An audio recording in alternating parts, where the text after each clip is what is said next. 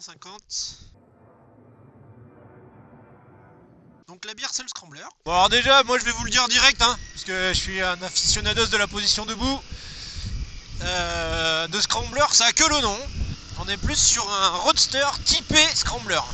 Ok, alors on a une moto beaucoup plus agile.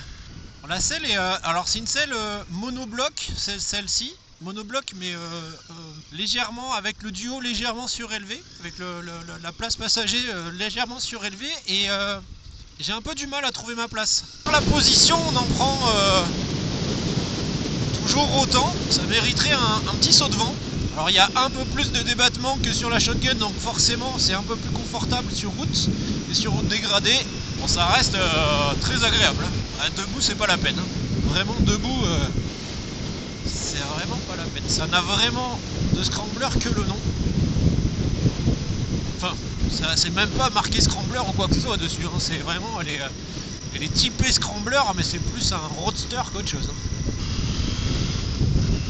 Ça repart vite. Très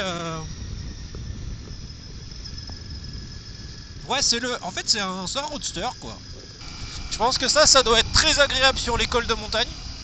Les suspensions sont assez fermes. Ça c'est plutôt pas mal.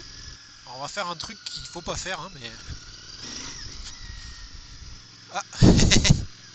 Voilà. Donc un traction control, et ben il y en a bas. Donc encore une fois, c'est encore très simple.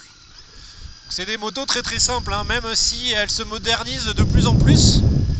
Ça reste des motos vraiment très simples. Au 6ème, 90 à l'heure, stabilisé.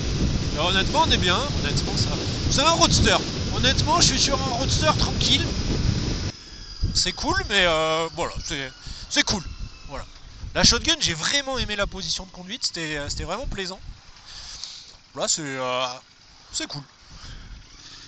Il n'y a pas forcément de gros points négatifs, mais il n'y a pas forcément de gros points positifs non plus. C'est cool.